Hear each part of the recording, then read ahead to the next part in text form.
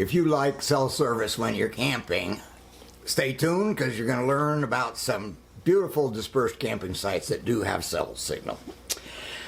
Now I know some of my friends are saying, no cell, unplug, enjoy nature.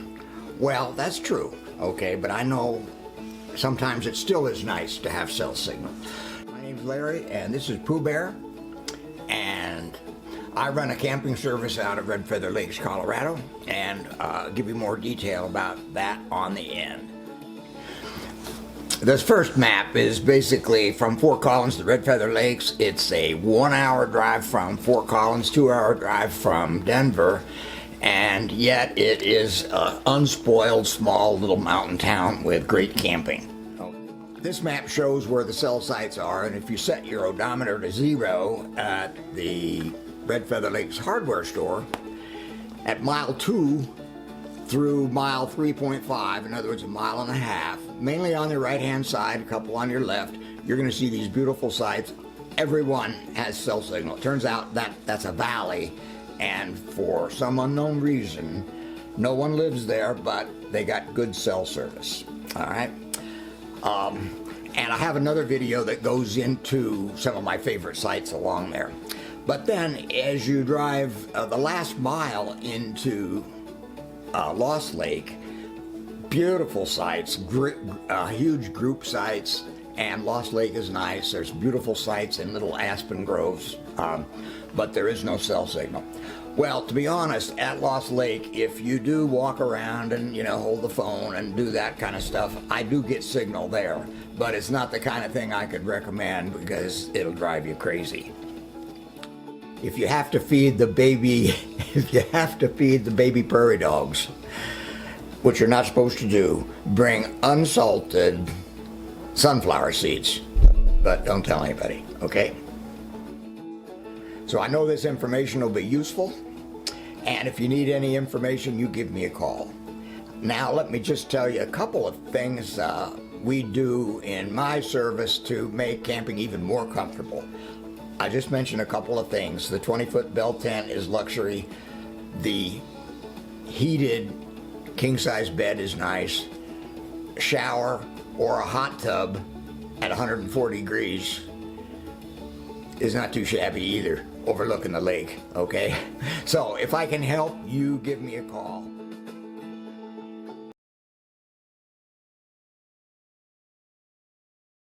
The goal of this video is to show you campsites outside, very close to Red Feather Lake.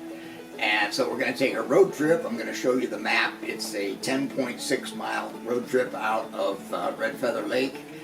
And you can just Google it, Lost Lake, and it'll take you right there and you'll see these campsites. But I'm going to take you on a little road trip, and we're going to start with the Ace hardware store because it's kind of the center of town. If you have an emergency, first you call the hardware store, then you call 911. That's the way it's done up here, because anybody that's connected to 911 is in that hardware store. The general store is across the street that's got everything you need for camping, plus the owner, Geraldine, on Saturday night with the karaoke at the local bar. Amazing. For a town of 450, they have this state-of-the-art library, 2 electric charging stations. It's open 7 days a week, Wi-Fi 24/7, so it's a great place to use the bathroom, okay? Here's their water supply, but the problem is there's a pipe coming out there that has no thread, so all you can do is hold a pail. You can't connect a hose to it. What's the solution? Well, as I mentioned, you go to Ace Hardware, they'll give you a shark bite, put it on there, and you're all set with the hose. So set your miles to 0, and we head out of town, and in 1 mile we enter the National Forest and the pavement ends, okay? And but in only 2.4 miles we have the first little site on the right there that's by this creek called Columbine Creek. A little further down, if you go up that road, there's a huge open area for group camping. But my favorite site is just down on the right, on that same little creek, Columbine Creek, but it's a nice big open area where you can put in the 20-foot bell tent in there, and then you go down and you may put a little tent down below here, have a little fire by the stream, and I really like that stream to cool your feet in the summer and basically connect, however that works with nature, but streams do it for me. Alright, as we just close down the road, on the other side of the road is another site, and there's another little stream there. It's called Lone Pine Creek, and so this is another great little group site, nice and flat. Sometimes the cows come through camp. At this bridge, the two streams come together and go into some beaver dams down by the Maxwell Cattle Ranch, which is in this valley. It was homesteaded in the 1800s, and they sell only organic meat online. Okay? Now I call this Dead Man's Corner because it's right by the ranch there. You got to pull way out on the right because I saw a fifth wheel and a car just around that bend. You know what I'm saying? This is where I want to have weddings, on the top of that mountain. I call this El Capitan Jr. And I got a perfect tent for a honeymoon up there too, if you want to do that. Look at these sites on the side of the road. Here you can pull in a bunch of vehicles, tents. I think there's 3 fire rings in there.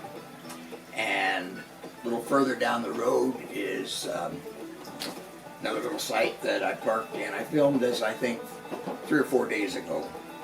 And it's late April, and I take a walk back where I know you get this beautiful view over Maxwell Ranch, the valley, and it is truly stunning. So I had to shoot a little video.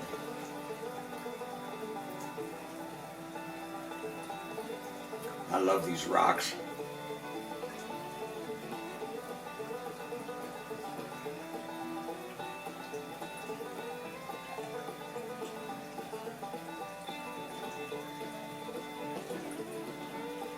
Okay, here I'm doing my spin thing. And we go on down the road to Kelly's Corner, which is where the road splits, and you can see this is backwoods country the way they make their signs. But long story short, left 1 mile to Lost Lake.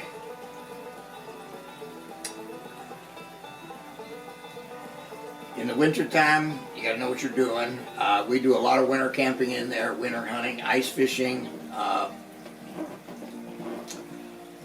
and again, a few ruts in the road, and now we take a left to Lost Lake, and it's like a half a mile, and that half a mile is loaded with group campsites, individual campsites, small lakes, just a beautiful place to camp. I encourage you to go there.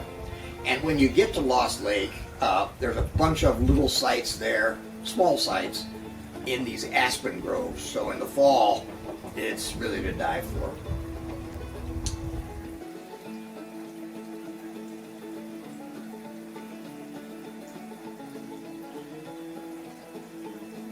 Okay, these are more of the group sites.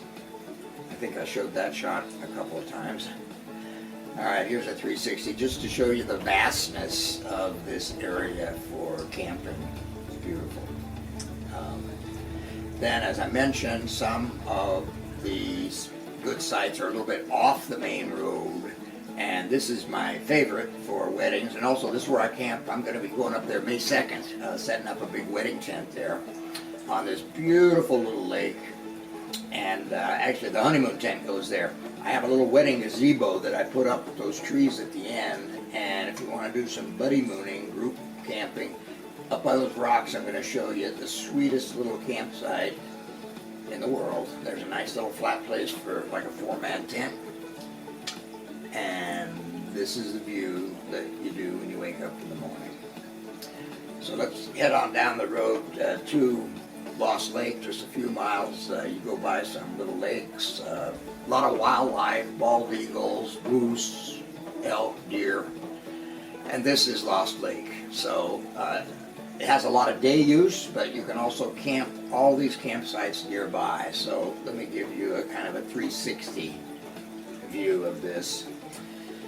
And we're getting near the end, so if you ever need any help with selecting a site or with equipment or setting up, you give me a call and I would love to help. Helps if I look at the camera, I guess.